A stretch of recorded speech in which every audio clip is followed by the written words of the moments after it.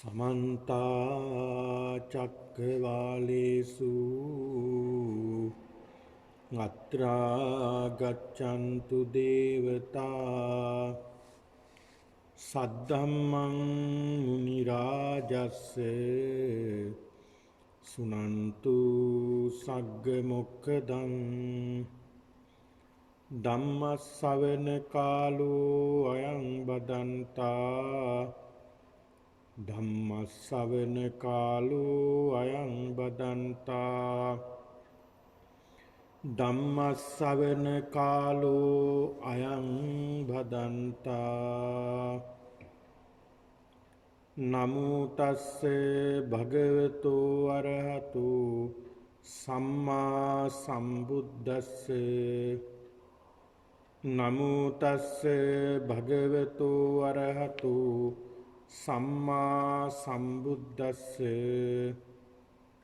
नमो तस्से भगवतो अरहतो सम्मा संबुद्दस्से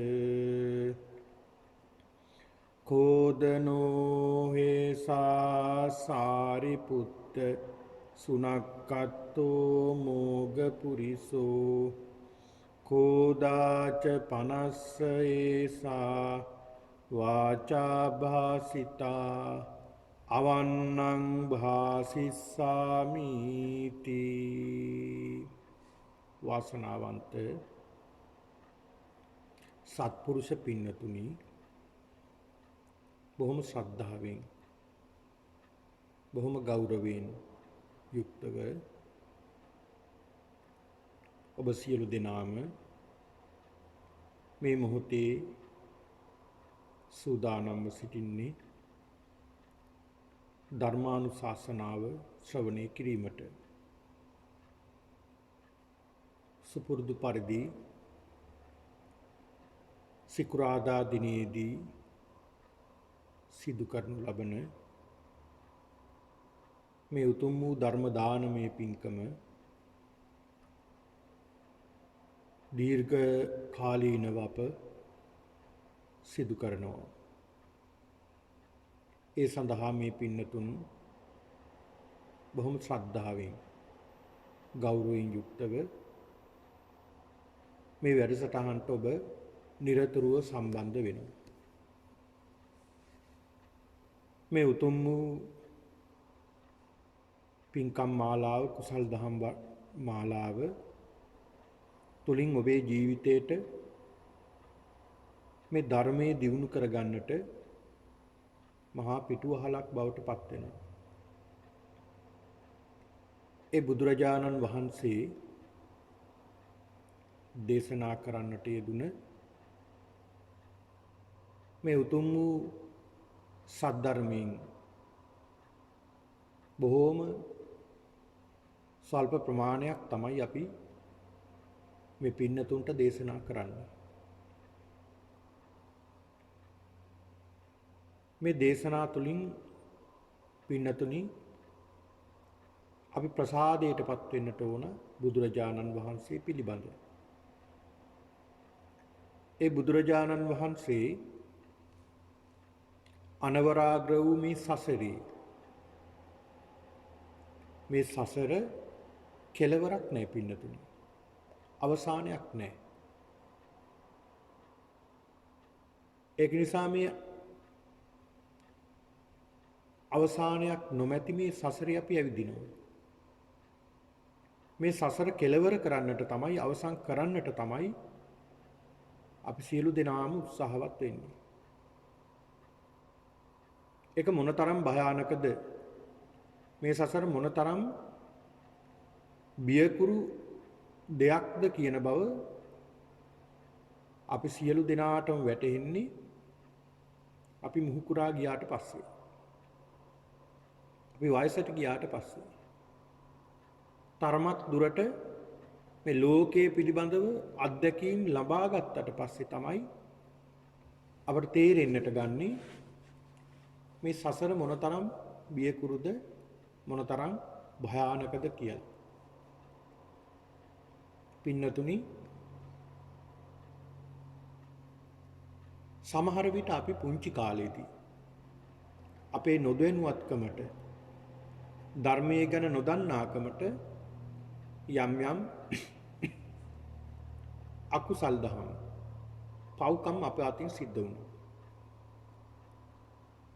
ආපස්සට හැරිලා බලනකොට අපිට තේරෙනවා අපි ඒ කාලෙදී අපි අතින් නොදැනුවත්ව මේ දේවල් සිද්ධ වුණා.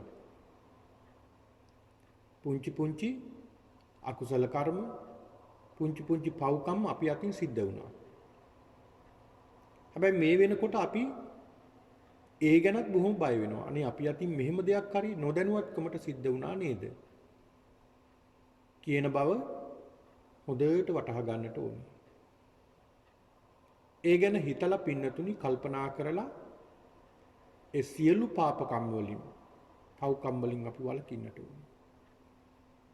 පුංචි හෝ ප්‍රාණඝාතයක් කරන්නට හොඳ නැහැ.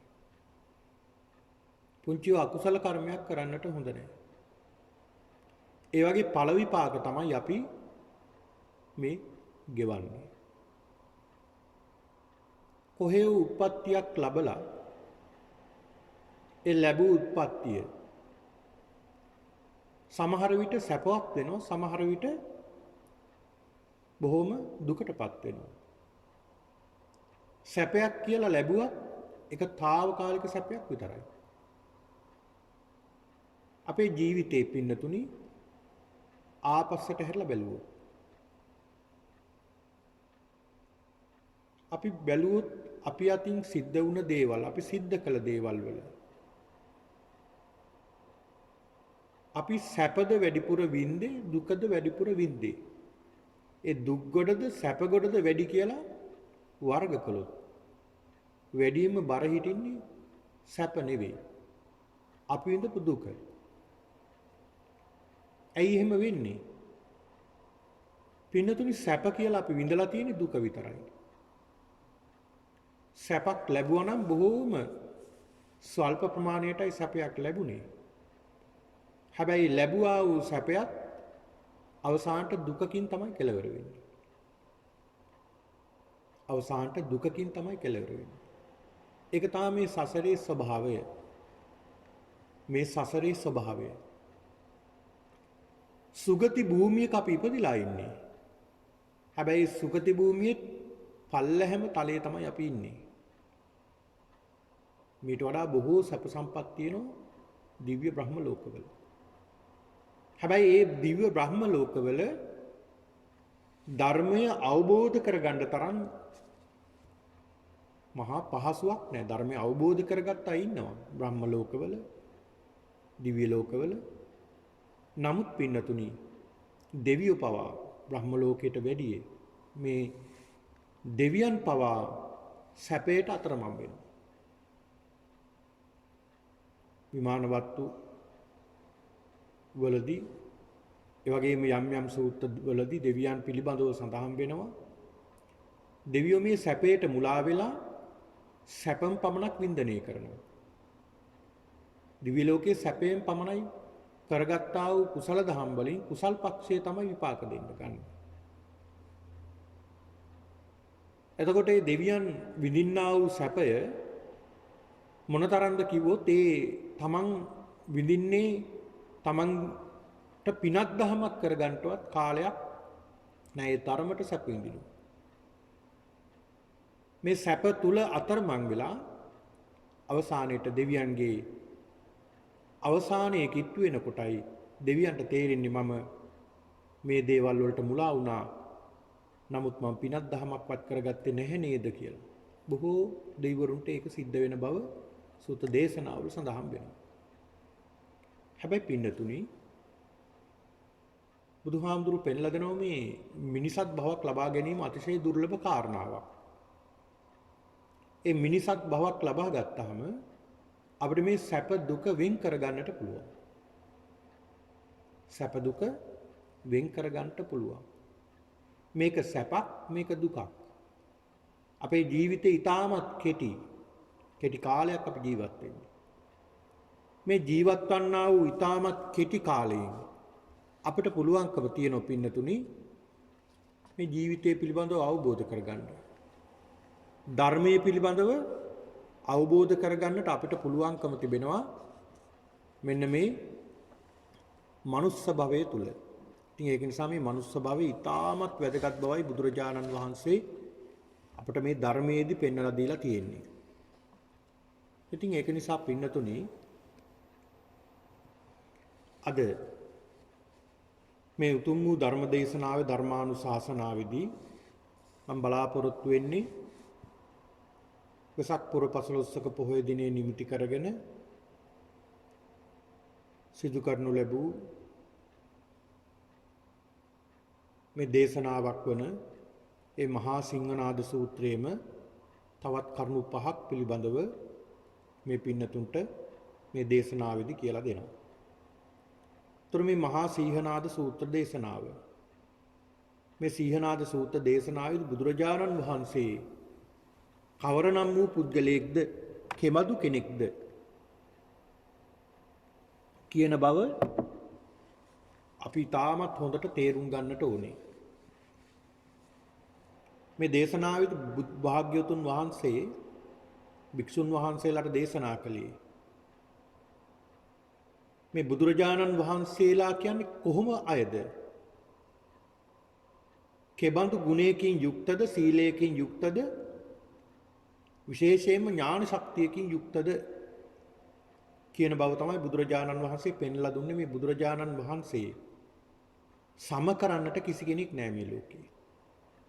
මේ විශ්වයේ සම කරන්න ඉන්නවා නම් ඒත් එකම එක්කනයි, ඒ තමයි බුදු කෙනෙක්ම පමණයි. බුදු කෙනෙක් තවත් බුදු කෙනෙක්ට සම කරනව ඇරෙන්නට වෙනත් කිසි කෙනෙක්ට බුදුරජාණන් වහන්සේව සම කරන්නට බෑ. ඒක නිසා අපි කියනවා අසම සම. අසම සම. සමාන කරන්නට බෑ. සමානයි. හැබැයි බුදු කෙනෙක්ටම පමණයි. ඒක නිසා අසම සම කියලා සඳහන් කරනවා. ତොර පින්නතුනි මේ බුදුරජාණන් වහන්සේ මේ දේශනාවේදී මේ රහතන් වහන්සේලා දැන් අපි දන්නවා බුදුරජාණන් වහන්සේගේ කාලේ බුදුරජාණන් වහන්සේගේ දෙපස වැඩ සිටිය මහා රහත් උත්තමයන් වහන්සේලා හරියට ගිනි කඳන්සේ බැබලෙන මහා වූ සීලයේ ගුණයකින් ඒ වගේම මහත් වූ නුවණකින් ප්‍රඥාවකින් බැබළුන මහා රහත් උත්තමයන් වහන්සේලා. උන්වහන්සේලාගේ ගුණය ගැනවත් අපිට හිතන්නටවත් බෑ. සරියුත් මහරහතන් වහන්සේ මොනතරම් ප්‍රඥාවන්තද? ධර්ම භාණ්ඩාගාරික, දහම් සේනාධිපති. උන්වහන්සේගේ ප්‍රඥාව ගැන අපිට හිතන්නටත් බෑ. බුදුරජාණන් වහන්සේගේ ප්‍රඥාවට පමණයි දෙවනි වෙන්නේ මේ සරියුත් මහරහතන් වහන්සේ. ඒ වගේම මුගලන් මහරහතන් වහන්සේ 이르දි මතුන් අතරින් අග්‍රයි. උන්වහන්සේගේ මොනතරම් ඥාන ගුණයක් සීලයක් උන්වහන්සේ තුළ තිබ්බද? ආනන්ද හාමුදුරුවෝ මොනතරම් ගුණයක් තිබුණ විශිෂ්ට චරිතයක්ද? මහා කාශ්‍යප මහරහතන් වහන්සේ උන්වහන්සේගේ මොනතරම් විශිෂ්ට ගුණයක් උන්වහන්සේගේ තිබුණද? ප්‍රඥාවක් තිබුණද? අනිකුත් රහතන් වහන්සේලා ගැන මොනතරම් ගුණයක් ප්‍රඥාවක් උන්වහන්සේලාට තිබුණද? හැබැයි උන්වහන්සේලාගේ සියලු ප්‍රඥාවල් බුදුරජාණන් වහන්සේ ළඟදී සාමාන්‍ය දෙයක්. ඊට වඩා 100,000 ගුණයකින් භාග්‍යවතුන් වහන්සේගේ ප්‍රඥාව ඉහළයි. ඒක නිසා තමයි මේ සූත්‍ර දේශනාව පෙන්ලා දෙන්නේ මේ බුදුරජාණන් වහන්සේත් රහතන් වහන්සේලාත් අතර තියෙන විශේෂත්වය. බුදු කෙනෙක් රහතන් වහන්සේලාගෙන් වෙන් වෙන්නේ ප්‍රඥාවෙන්. වෙන් වෙන කාරණා තමයි බුදුරජාණන් වහන්සේ පෙන්ලා දුන්නේ. ඒකේ කරුණු 5ක් පිළිබඳව මේ පින්නතුන්ට කියලා දුන්නා. ඊළඟ 6 වෙනි කාරණාව පින්නතුනි පරසත්තානං පරපුග්ගලානං ඉන්ද්‍රියපරෝ පරියත්තං යථා භූතං පජානාති. මේ 6 වෙනි භාග්‍යතුන් වහන්සේගේ ගුණය බලය තථාගතයන් වහන්සේගේ දස බලයන්ගෙන් 6 වෙනි බලය. පරසත්තානං පරපුග්ගලානං ඉන්ද්‍රියපරෝ පරියත්තං ඒ යතහ භූතං පජානාති. යතහ භූතං යතහ භූතේ කියලා සඳහන් කරන්නේ තත්ත්වයිරින් ඒ ආකාරයෙන්ම. එතකොට මේ පරසත්තානම් පරපුග්ගලානම් පර කියන්නේ අනුන් අනිත් අන්‍ය සත්වයන්ගේ අන්‍ය පුද්ගලයන්ගේ ඉන්ද්‍රිය පරෝ පරියත්තං යථා භූතං පජානාති. ඉන්ද්‍රිය පරෝ පරියත්තං ඉන්ද්‍රියන්ගේ පරියත්තිය එහෙම නැත්නම් ඉන්ද්‍රියන්ගේ වැඩිම මේ නිර්වාණ අවබෝධය සඳහා මේ ඉන්ද්‍රියන් කොහොමද වැඩිලා තියෙන්නේ කියන බව ඉන්ද්‍රියන්ගේ වැඩිීමේ අඩු වැඩි බව දකින්නා වූ නුවණ බුදුරජාණන් වහන්සේ. ඒතර මේක රහතන් වහන්සේලාට තිබ්බේ නැද්ද? රහතන් වහන්සේලාට තිබ්බා. හැබැයි බුදුරජාණන් වහන්සේට තිබුණ ප්‍රඥාව මේ පිළිබඳව තිබුණ ප්‍රඥාව රහතන් වහන්සේලාට තිබුණේ නැහැ. රහතන් වහන්සේලාට සීමා සහිතයි. හැබැයි භාග්‍යවතුන් වහන්සේට අසීමිතයි. ඒකනේ අපි කියන්නේ බුදුරජාණන් වහන්සේට මේ භාග්‍යවතුන් වහන්සේ කියලා බුදුරජාණන් වහන්සේ කියලා අසම සමයි කියලා සඳහන් කරන්නේ. මේ පර සත්වයන්ගේ පර පුද්ගලයන්ගේ ධර්මාවබෝධය සඳහා ඉන්ද්‍රියන්ගේ වැඩිීමේ අඩු වැඩි බව දකින්නට පුළුවන් නුවණ උන්වහන්සේට තිබුණා. පංචේන්ද්‍රිය වැඩි මේ අඩු වැඩි බව පින්නතුනි. මේ රහතන් වහන්සේලා මේ ගැන සඳහන් කරනකොට පින්නතුනි දැන් මේ සරියුත් මහරහතන් වහන්සේ මේ සරියුත් මහරහතන් වහන්සේටත් හැකියාව තිබුණා ඒ සත්වයන්ට ඒ අයට ධර්මාවබෝධය ධර්මයේ දේශනා කරනකොට ඒ අයගේ ඉන්ද්‍රියන්ට ගැළපෙන ආකාරයෙන් ධර්මයේ දේශනා කරන්න ධර්මයේ කියලා දෙන්න. උන්වහන්සේ ඒ තරම් ප්‍රඥාධිකයි. ඔය සඳහන් වෙනවා උන්වහන්සේගේ ප්‍රඥාව පිළිබඳව. වර්ෂාවක් වහිනකොට ඒ වර්ෂාවෙන් වැටෙන වැහි බින්දු ගාන පවා කියන්න පුළුවන් මේ සරියුත් මහ රහතන් වහන්සේ. ඒ තරම් ප්‍රඥාධිකයි. ඒ තරම් ප්‍රඥාධිකයි. උන්වහන්සේ ළඟ පැවිදි භාවයට පත් වුණා එක්තරා පුද්ගලයෙක්. ඒ මානවකතුමා එහෙම නැත්නම් එතුමා පැවිදි භාවයට පත් වුණාට පස්සේ එතුමාට සඳහන් කළේ ස්වර්ණකාරක. මේ ස්වර්ණකාරක කියන භික්ෂුව. කල්පනා කළා සාකච්ඡා කරගත්තා බුදුරජාණන් වහන්සේ කවදාවත් මේ ස්වර්ණකාරක භික්ෂුන් වහන්සේ දැකලා නැහැ. හැබැයි අදිෂ්ඨානයක් තියෙනවා බුදුහාමුදුරු බලන්න, දකින්න. තරමක් ඈතක උන්වහන්සේ වැඩ ඉන්නේ.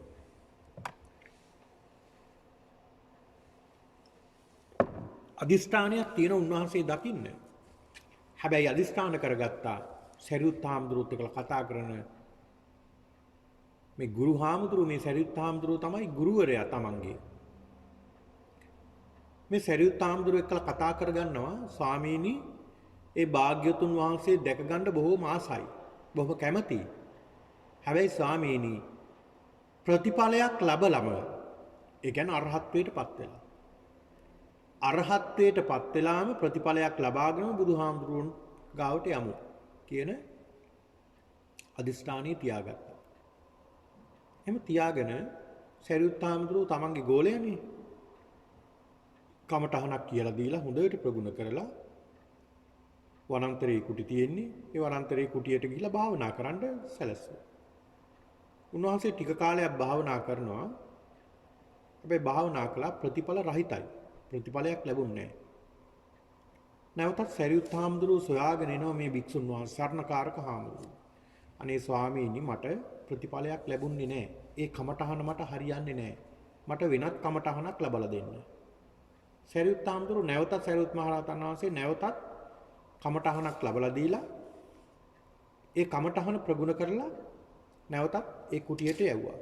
නැවතත් ඒක ප්‍රගුණ කරලා ටික කාලයක් ගිහලා නැවතත් ආපහු ආවා ඒ කසිනිය එහෙම නැත්නම් ඒ කමටහනක් ගැලපෙන්නේ වෙනත් කමටහනක් ලබලා දුන්නා. මෙහෙම අවස්ථා ගණනාවක කමටහන් ලබලා දුන්න ප්‍රතිඵල නැහැ. හැබැයි පින්නතුනි මේ සරියුත් රහතන් වහන්සේ කල්පනා කරනවා මේ භික්ෂුව ඇත්තටම භාවනා කරනවද දන්නේ නැහැ. මේ භික්ෂුව ගිහිල්ලා නිදා ගන්නවද දන්නෙත් නැහැ සමහර විට. එහෙනම් ටිකක් හොයලා බලන්න ඕනේ කියලා කමටහනක් පුරුදු කරලා නැවත ඒ කුටියට යවලා සරියුත් මහරහතන් වහන්සේ ටිකක් විමසිල්ලෙන් සොයලා බැලුවා. ඇත්ත තමයි.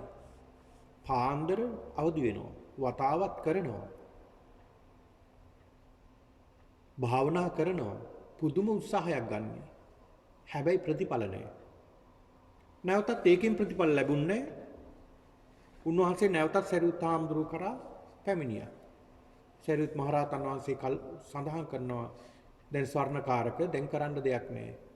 දැන් අපි ප්‍රතිඵල රහිතවම බුදුරජාණන් වහන්සේ දකින්නට යන්නට වෙනවා. යමු කියලා එක්කලා ගියා. බුදුරජාණන් වහන්සේ මුණ ගැහිලා බුදුරජාණන් වහන්සේට වන්දනා කළා. හඳුන්වලා දෙනවා ස්වාමීනි භාග්‍යවතුන් වහන්සේ මේ ස්වර්ණකාර කියන භික්ෂුව. ස්වර්ණකාරක කියන භික්ෂුව මගේ ගෝලයෙක්. ස්වාමීනි මෙන්න මේ වගේ දෙයක් සිද්ධ වුණා. ඔබ වහන්සේව දකින්නට එන්නට හිතාගෙන හිටිය ප්‍රතිඵලයක් ලබාගෙන. නමුත් ප්‍රතිඵල රහිතවම එන්න සිද්ධ වුණා. ස්වාමීනි ඒකයි ඔබ වහන්සේ ගාවට එක්කලා ආවේ. මොකද්ද මේ කියලා බලන්න. ඔබ වහන්සේටවත් මේ කමටහනක් ලබලා දීලා මේ தත්වෙට ගන්න. මෙහෙම සඳහන් කරනකොට පින්නතුනි මම මේ කාරණාව සඳහන් කළේ රහතන් වහන්සේගේ බුදුරජාණන් වහන්සේගේ තියෙන වෙනස. මේ සරියුත් මහරහතන් වහන්සේ මේ සඳහන කරනකොටම පින්නතුනි බුදුරජාණන් වහන්සේ බලනවා මේ භික්ෂුවගේ අතීත භව.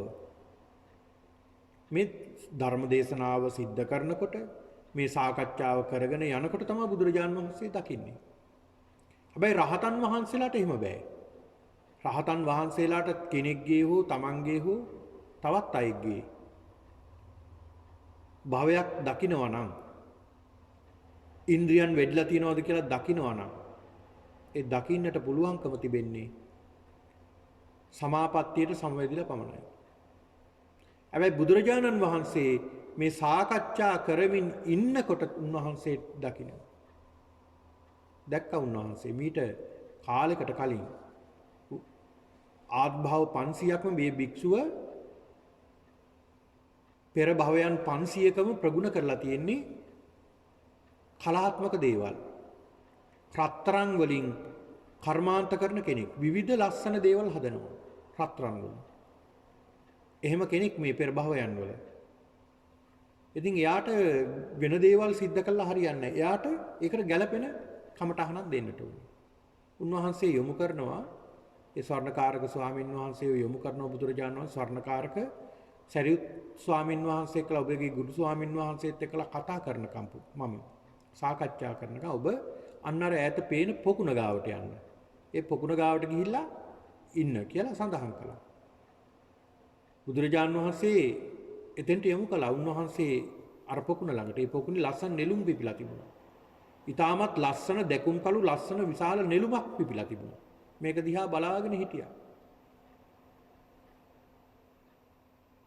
ටික වෙලාවක් යනකොට මේ නෙළුමේ පෙති හැලීගෙන ගියා. මේ නෙළුව දකින්නකොට හරි ලස්සනක් දැක්කේ. විසිතුරු බවක් දැක්කේ. උන්වහන්සේ කල්පනා කරනවා අනේ මේක හරි වටිනා ලස්සන නෙළුමක්. මෙන්න මේ විදිහට රත්තරන්ින් විශාල නෙළුමක් නිර්මාණය කරන්න තියෙනවා. හරි වටින දෙයක් මේක කියලා උන්වහන්සේ දැන් කල්පනා කරනවා. මේ ගැන ලස්සන ගැන කල්පනා කරනවා. ටික වෙලාවක් යනකොට අර පෙති එකෙන් එක ගිලිහිලා නෙළුම් මල විනාශ වුණා. උන්වහන්සේ කල්පනා කළා පෙර මම මොනවද හිතුවේ? දැන් මොනවද වෙලා තියෙන්නේ? උන්වහන්සේට තේරෙන්න ගත්තා, අවබෝධ වෙන්න ගත්තා. අනේ එතනින් උන්වහන්සේ අරහත් භාවයටපත් වුණා. ඔන්න බලන්න පින්නතුනි. පරසත්තානං පරපුග්ගලානං ඉන්ද්‍රිය පරෝ පරියත්තං යථා භූතං පජානාති. වෙනත් සත්වයන්ගේ වෙනත් පුද්ගලයන්ගේ ඉන්ද්‍රියන් වැඩිලා තියෙන්නේ කොහොමද? ඉන්ද්‍රියන් වැඩිීමේ අඩු වැඩි බව කොහොමද කියලා උන්වහන්සේ දැකලා අන්න එතෙන්ට තමයි උන්වහන්සේ පිළියම් කරන්නේ. පිළියම් කරන්නේ එතෙන්ට. පින්නතුනි තවත් වටිනා උදාහරණයක් මේ සඳහා අඟුලිමාල කියන මේ චරිතය. මේ අඟුලිමාල කියන්නේ මුලින් අහිංසක, බොහෝම අහිංසක කෙනෙක්. පින්නතුනි අද වගේ නෙමෙයි ඉස්සර. ඒ අයට නම් ගොත් ප්‍රකාශ කරන්නේ නමක් සඳහන් කරන්නේ නම් දාන්නේ ඉපදුනාට පස්සේ නමක් දානවා. ඒක සමහරවිට පස්සේ වෙනස් වෙනවා. ඉපදුණු ගමන් මේ නමක් යොදන්නේ නැහැ. ඒ කෙනාට යම්කිසි නමක් යොදන්නේ ඒ කෙනාගේ චරිත ලක්ෂණ එක්ක. අහිංසක කිව්වොත් ඒ කෙනා හරිම අහිංසක කෙනෙක්. ඒක නිසා අහිංසක කියනවා. අනාථ පිණ්ඩික කියලා නම වැටුනේ අන්‍යයන්ට පිහිට වෙන නිසා. ඉතින් මේ වගේ නම් තිබුණා. එතකොට මේ අහිංසක කියන මේ චරිතය ගුරුවරයෙක් නිසා තමන්ගේ ළඟ ඇසුරු කරපු මිත්‍රයන් නිසා නරක පැත්තට වැටුණා. ඔහු මිනිමරුවෙක් බවට පත් වුණා. අඟුලිමාල කියලා නමක් පට වැටුණා. ඇඟිලි මාලයක් දරාගෙන ඉන්නවා. ඇඟිලි කපලා එල්ලගෙන ඉන්නවා කරේ. මේ අඟුලිමාල නිසා මුළු කොසල් රටම භීතියටපත් වුණා.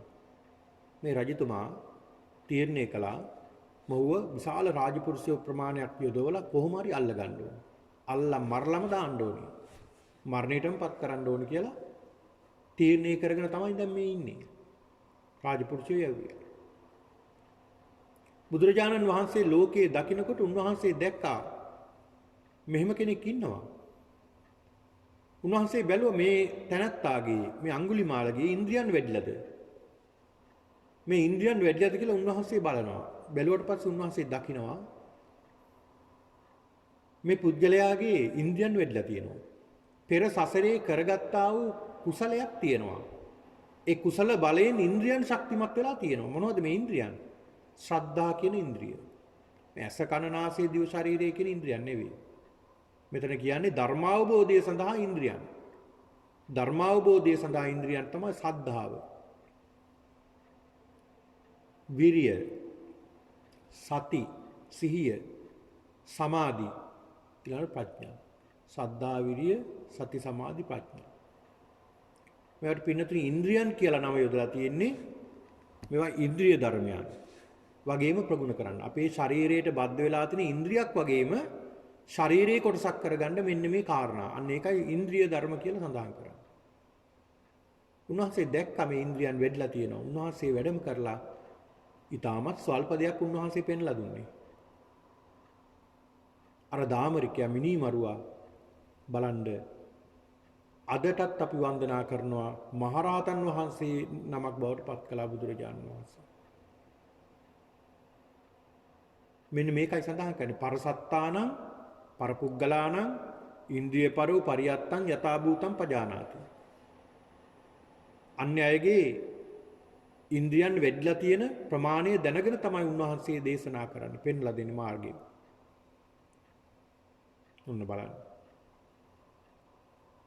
ආලෝක යක්ෂයා බලන්න මේ යක්ෂයෙක්. හැබැයි උන්වහන්සේ වැඩම කළා මේ ආලෝක භවණයට. ඇයි වැඩම කළේ? උන්වහන්සේ දැක්ක මේ යක්ෂයෙක් නමුත් රෞද්‍ර පුද්ගලයෙක් නමුත් මොහුගේ ඉන්ද්‍රියන් වැඩිලා තිබුණා.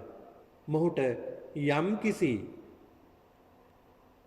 තනක් මේ ධර්මයේ අල්ලලා දුන්නොත් ඔහු ඒකාන්ත වශයෙන් ධර්මය අවබෝධ කරගන්නවා කියලා උන්වහන්සේ දැක්කා. ඒ දැකලා තමයි මේ අඟුලිමාල මේ ආලවකගේ භවණයට උන්වහන්සේ වැඩම කළේ. බලන්නකෝ. මේ ආලවක කියන්නේ සෝවාන් වෙච්ච යක්ෂයෙක් බවට පත්. සෝවාන් ඵලයේ පිහිටුණා. ඔහුගේ දක්ෂකම නිසා. මේ බුදුරජාණන් වහන්සේ මේ මාර්ගය යොමු කළේ. ඔන්න බලන්න. මේ උග්ග සිටුතුමා. හත්තාල පුත්‍රක උග්ග සිටුතුමා. මේ සිටුතුමත් කැලේ ඉඳලා එළියට ආවේ. හැමදාම යනවා සුරාව පානය කරන්න. බිරින්දෑවරු 3 දෙනෙක් හිටියා. සැප සම්පත් විඳමින් හිටපු කෙනෙක්. බුදුරජාණන් වහන්සේ ලෝකයේ දකින්නකොට දැක්කා මේ පුද්ගලයාට ධර්මාවබෝධයේ පිරිස ශක්තිය තියෙනවා. පිහිට වෙන්නට ඕනි කියලා උන්වහන්සේ වැඩම කළා. ඉන්ද්‍රියන් වෙද්ලා තිබුණා. ඒක නිසා උන්වහන්සේ ගිහිල්ලා පිහිට වුණා. ඒ පරසත්තානම් පරපුග්ගලානම් ඉන්ද්‍රියපරෝ පරියත්තං යථා භූතං පජානාති කියලා බුදුරජාණන් වහන්සේගේ මේ නුවණ පින්නතුනි. මේ රහතන් වහන්සේලාට මේ නුවණ නැහැ. උන්වහන්සේලාට මේ තරමට දියුණු වෙලා නැහැ. නමුත් බුදුරජාණන් වහන්සේට පුළුවන් පුදුමාකාර ප්‍රඥාවක් තමයි උන්වහන්සේට තිබුණේ. ඔන්න බලන්න. ඒ පුද්ගලයන්ට ගැළපෙන ලෙස උන්වහන්සේ ධර්මයේ දේශනා කළා. ඒකත් උන්වහන්සේගේ හැකියාවක් මේ කාරණාවේදී. ඒ පුද්ගලයන්ට ගැළපෙන විදිහට තමයි බුදුරජාණන් වහන්සේ ධර්මයේ දේශනා කළේ. දැන් භික්ෂුන් වහන්සේලාට එක ක්‍රමයක්. සමහර විට ගිහි පිරිසට උපාසක උපාසිකා පිරිසට තවත් ක්‍රමයක්. තව කෙනෙකුට තවත් ක්‍රමයක්. තවත් කෙනෙකුට තවත් ක්‍රමයක්. ඇයි මෙහෙම බුදුරජාණන් වහන්සේ විවිධ ක්‍රම උපායන් භාවිතා කළේ? මෙන්න මේ ප්‍රඥාව නිසා. පරසත්තානං පරපුග්ගලානං ඉන්ද්‍රිය පරෝපරියත්තං යථා භූතං පජානාති. ඒ සත්වයන්ගේ ඉන්ද්‍රියන් වැඩි තියෙන ආකාරයට කොහොමද මම මේ ධර්මයේ කියලා දෙන්නට ඕනා කියලා උන්වහන්සේ ඒ තැනත්තට ඒ විදිහට තමයි කියලා දුන්නේ. බුදුරජාණන් වහන්සේ.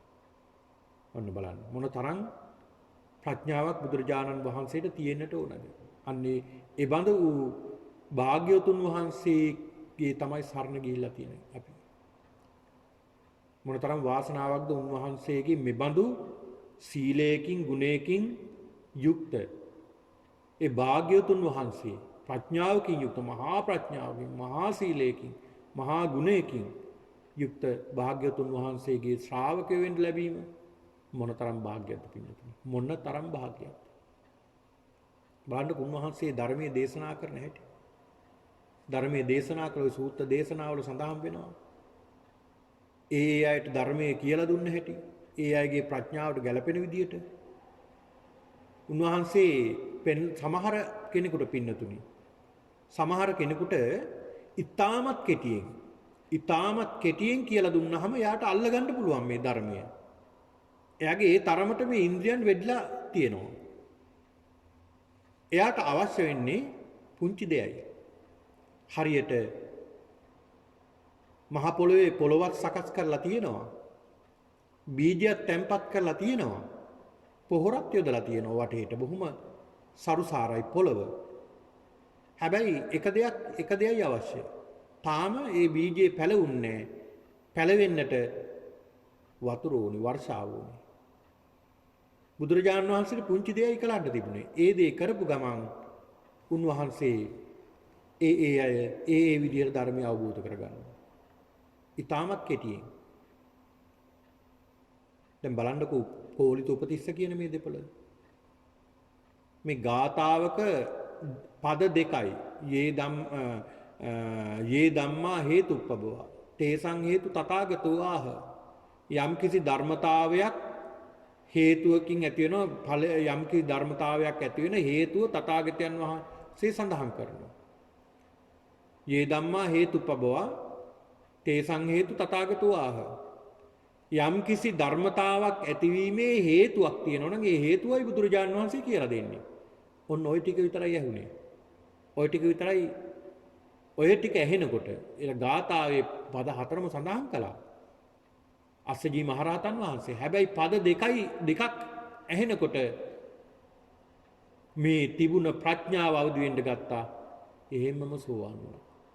පද හතර කියන ගමවත් හිටියේ නෑ. ඔන්න බලන්න. ඒ ගාථාව තමන්ගේ මිත්‍රයාට ගිහිල්ලා සඳහන් කළා. ඒ මිත්‍රයාට සඳහන් කරන පද හතරම කිව්වට පස්සේ යේ ධම්මා හේතුප්පබවා තේසං හේතු තථාගතෝ ආහ. යම්කිසි ධර්මතාවක් ඇතිවීමේ හේතුව භාග්‍යවතුන් වහන්සේ පෙන්නලා දෙනවා. ඒක තමයි භාග්‍යවතුන් වහන්සේ පෙන්නලා. යම්කිසි ධර්මතාවක් ඇති වෙනවද? යම්කිසි දෙයක් ධර්මතා කියනකොට පින්නතුනේ ඒ තුල මොනතරම් කරුණු කාරණා අඩංගු වෙනවද මේ ධර්මතා කියපුවම? මේ අනිත්‍ය දුක්ඛ අනාත්ම කියන්නේ ධර්මතාවය. දුක කියන්නේ ධර්මතාවය. මේ සසර කියන්නේ ධර්මතාවය. සංසාර චක්‍රය කියන්නේ ධර්මතාවය. මේවා සියලු දේ ධර්මතාව. ඇතිවීම නැතිවීම කියන්නේ ධර්මතාව. උප්පාද තිති භංග කියන්නේ ධර්මතාව. මේ ධර්මතා සියල්ලම අවබෝධ වුණා මේ මොහොතේදී. යේ ධම්මා හේතුපබවයි තේසං හේතු තථාගතෝ යම් කිසි ධර්මතාවක් ඇති වෙනවද ඇතිවීමේ හේතුව. අන දැන් හේතුව හොයන්න නෙමෙයි අයත් පින්නතුනි වනගත උනේ. සියල්ල අතහැරියේ.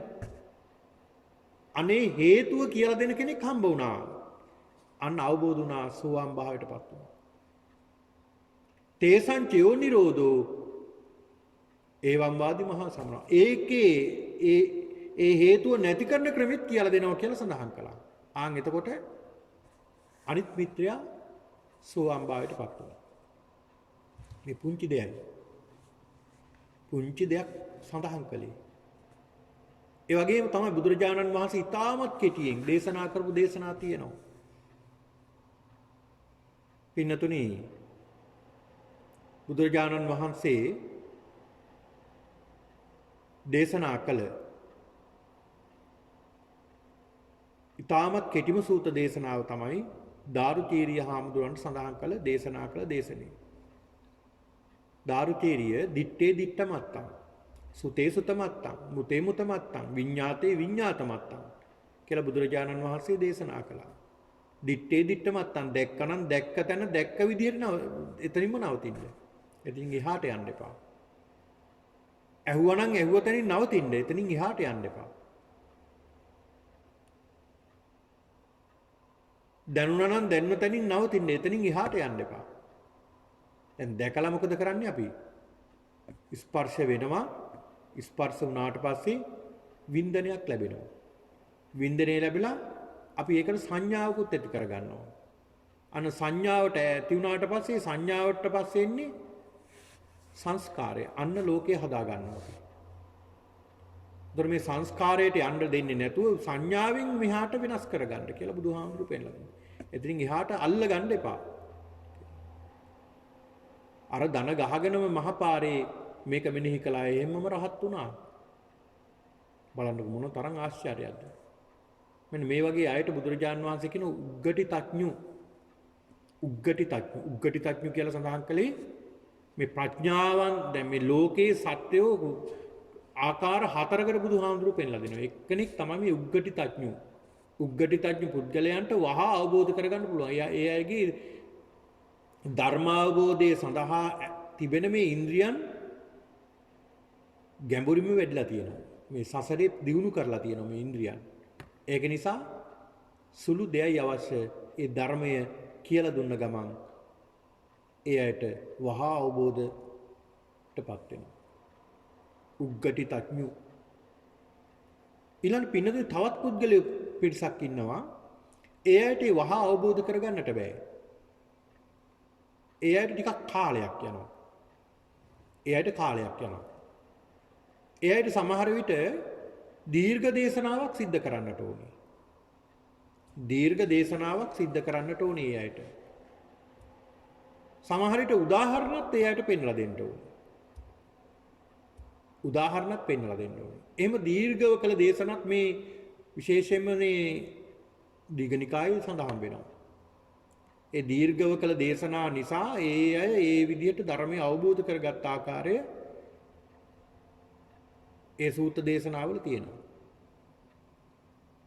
ඒ සූත්‍ර දේශනාවල සඳහන් වෙනවා ඒ ධර්මය අවබෝධ කරගත් ආකාරය. කෙනෙක් බුදුහාමුදුර ළඟට ඇවිල්ලා ධර්ම ශ්‍රවණයට වාඩි වෙනවා. දීර්ඝව ධර්මයක් දේශනා කරනවා උදාහරණ සහිතව. ඒ අය එතනින් නැගිටින්නේ ඒ ආසනයේදීම සෝවාන් වෙලා. එක්කෝ සකදාගාමී වෙලා, එක්කෝ අනාගාමී වෙලා, එක්කෝ අරහත් භාවයටපත් වෙලා. මොනතරම් ආශ්චර්ය කාරණාවක්ද බලන්න. දැන් උපාලි සූත්‍රය පින්නතුනි ඒ සූත්‍රයක් මේ පින්නතුන්ට දේශනා කළා. මේ උපාලි කියන මේ සූත්‍ර දේශනාව මේ උපාලි සූත්‍රයේදී මේ උපාලිට උදාහරණත් එක්කලම දේශනා කරන්න බුදුරජාණන් වහන්සේ. උදාහරණ ගණනාවක් කියලා දෙනවා. අවසානයේ ඔහු ධර්මය අවබෝධ කරගන්නවා. ඒ අයට කියනවා විපටි තඥු. කියන්නේ එක පාර්ටම අවබෝධ කරගන්න අපහසුයි. ටික කාලයක් යනවා එයාට අවබෝධ කරගන්න උදාහරණත් ඕනේ එයාට. ඊළඟට තවත් පුද්ගලයෝ පිරිසක් ඉන්නවා පින්නතුනි මේ ලෝකේ. එයාගේ ප්‍රඥාව ඒ අයට කියලා දෙන්නට ඕන. ඒ අයට ටික කාලයක් යනවා. කොහොමද? ඒ අයට කියලා දීලා ධර්මයක් දේශනා කළා, කමටහනුත් කියලා දීලා ඒ අයට තම තමන්ම අමාරුවෙන් වීරියෙන් වඩන්න ඕනේ මේ මාර්ගයේ. කාලයක් භාවනා කරනවා, ගැඹුරු භාවනා කරනවා. පුදුම විදිහට වීරියක් ගන්නවා. වීරිය අරගෙන පින්නතින ඔය උදාන පාළියේ තේරගාථා වල සඳහන් වෙනවා. ඒක ස්වාමීන් වහන්සේ නමක් සඳහන් කරනවා රහත් භාවයටපත් වෙලා උදාන කියලා සඳහන් කරන්නේ සතුට ප්‍රකාශ කළා. ඒ නිර්වාණ අවබෝධය ලැබූ මොහොතේ ලැබුණ ප්‍රීතිය වචන වලට හරවලා සඳහන් කරපු කාරණා තමයි ඒකේ තියෙන්නේ. ඒක සඳහන් වෙනවා තේරගාථාවේදී. ඒ ස්වාමින් වහන්සේ උන්වහන්සේ සඳහන් කරනවා උන්වහන්සේ අවුරුදු 20ක් නිදාගත්තේ නැහැ. භාවනා කරපු එක විතරයි කළේ. සිත පිහිටේ ඉරියව් සිත භාවනාවේම මේ සිහියේම පිහිටවගෙන හිටියා. අඩුම තරමේ නිදාගන්න ඉරියව්වකටවත් සිත පිහිටෙන්නේ නැහැ කියනවා. අපි හිතමුකෝ නිකන් හේතු වෙනවා කියලා. හේතුවත් වෙලා හිටියේ. හේතු වුණා නම් නිින්ද යනවනේ. ඒ අමාරුවට අපිට නම් දවසක් දෙකක් නිදිමරයි, තුනක් නිදිමරයි, සතියක් ඕන. කොහොමද අපි අවුරුදු 20ක් මේ තරම් වීරියක් වැඩුවා. වීරිය වඩලා උන්වහන්සේ අරහත්ත්වයටපත් වුණා. ඒ අයට කියනවා ඤෙය්‍ය පුද්ගලෙක් කියලා. ඤෙය්‍ය. එයයි අමාරුවෙන් අපහසුයෙන් උත්සාහයෙන් මේ ඉන්ද්‍රියන් දියුණු කරගන්නට ඕනේ. අන්න බලන්න. සමහරවිට අපි එහෙම පිරිසක් වෙන්නට ඇති. අපි උත්සාහ කරනවනේ. කවදා හෝ මේ සසර මිදෙන්න අපිට ඒකෙන් හැකියාව ලැබෙනවා.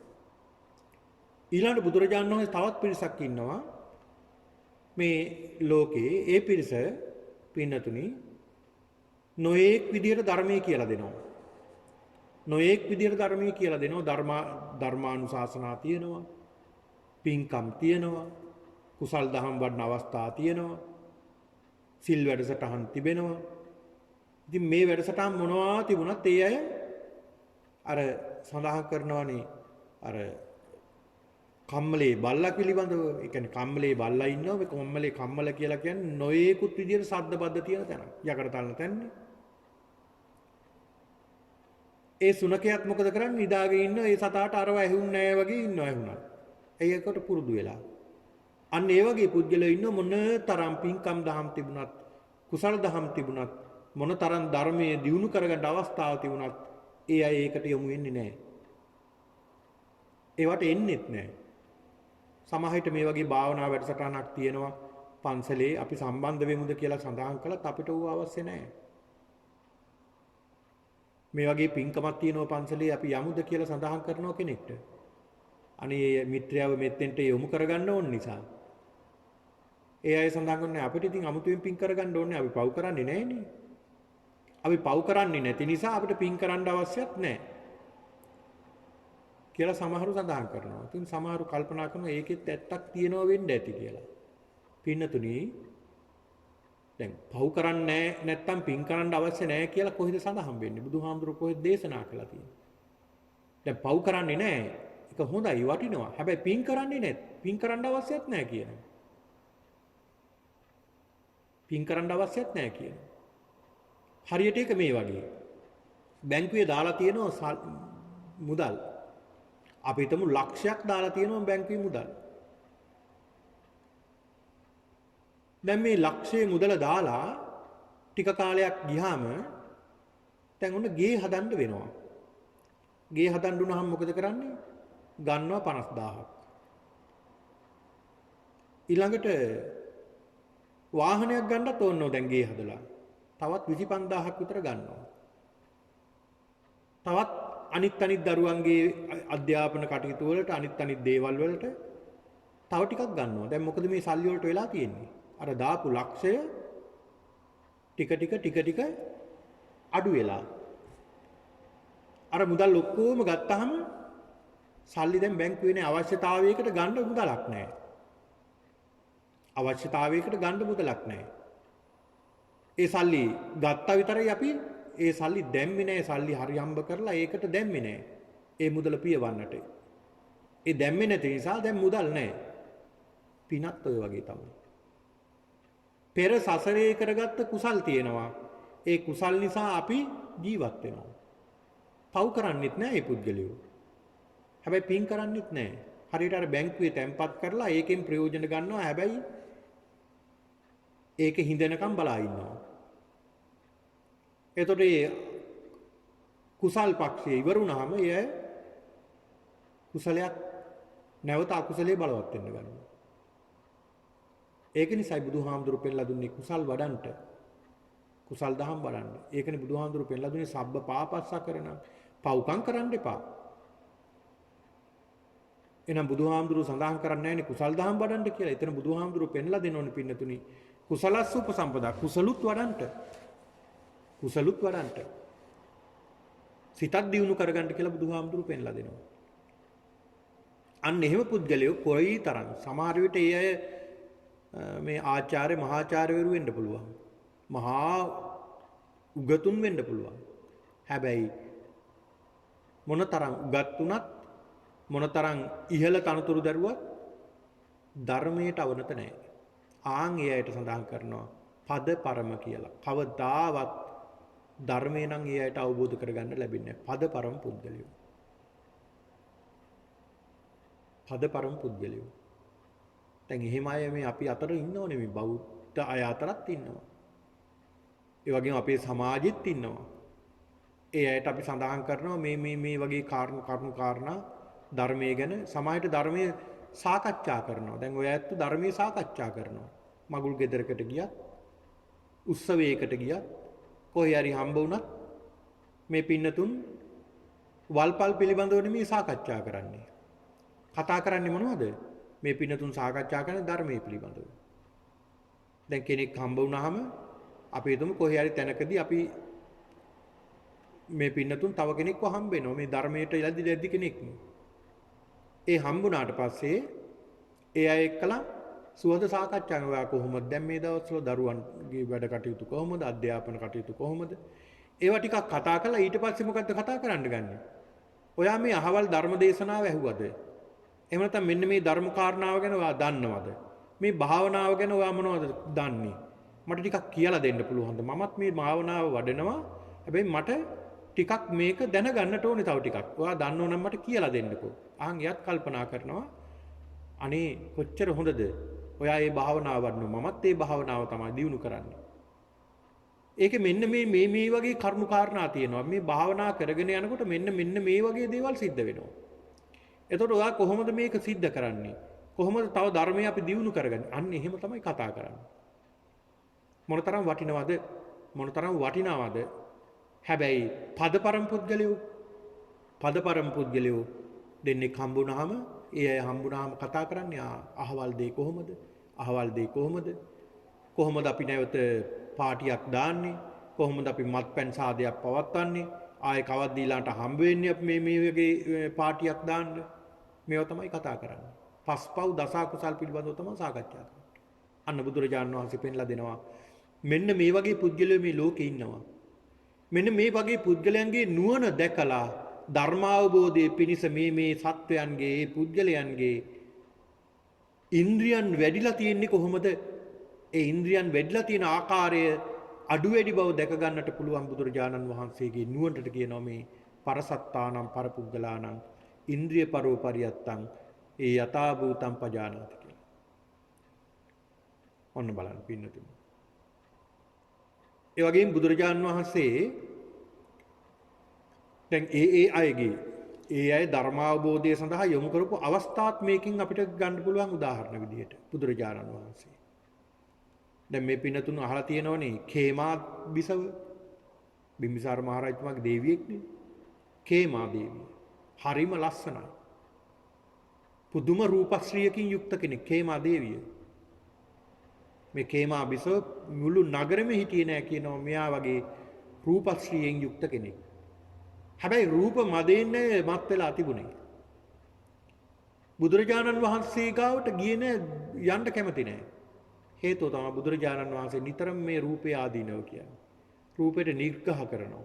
අනිත්‍ය දුක්ඛ අනාත්ම පිළිබඳවමයි කියන්නේ. ඉතින් එහෙම කෙනෙක් කොහොමද මෙතෙන්ට යන්නේ? කැමති නෑ යන්න. දකින්නවත් කැමති නෑ. උපක්‍රමයකින් බුදුරජාණන් වහන්සේ ළඟට යොමු කරන්න ඕනා කියලා බිම්බිසාර රජතුමා ඇයව යොමු කළා. ඇය ටික ටික මේ උද්‍යානයට ආව. හරි ලස්සනයි උයන මල් පිපිලා තුරුගමු තිබෙනවා බොහොම ලස්සනයි. ඒ ලස්සන සුන්දරත්වය දැකගෙන එනකොට බුදුරජාණන් වහන්සේ 이르දියෙන් පෙන්වුවා එක්තරා කාන්තාවන් දෙදෙනෙක්. ඊටාම ස්වරූපී කාන්තාවන් දෙදෙනෙක් භාග්‍යවතුන් වහන්සේට පවන්සලා. ඇයි මේ ඈත තියා මේ දර්ශනය දැක්කා. දකින්නකොට කල්පනා කළා මම මෙච්චර කල් අහලා තිබුණේ බුදුරජාණන් වහන්සේ මෙහෙම කෙනෙක් කියලා. නමුත් බුදුහාමුදුර ළඟ බුදුම ලස්සන කාන්තාවන් දෙදෙනෙක් ඉන්නවනේ. දැන් සංසන්දනය කරනවා. මේ කාන්තාවන්ද ලස්සන මමද ලස්සන. මට වැඩිය මේ කාන්තාවන් හරි සුන්දරයිනේ. මට වැඩිය මේ කාන්තාවන්ගේ පංච කල්යාණයම තියෙනවා. කොණ්ඩේ ඊටමත් දිගයි. චවි වර්ණය ලස්සන වර්ණයක් තියෙන්නේ. මම කවුද මේ කාන්තාවන් දිහා බලා ඉන්නකොට කියලා ඒ ලස්සනට වශී වෙලා බලාගෙන හිටියා.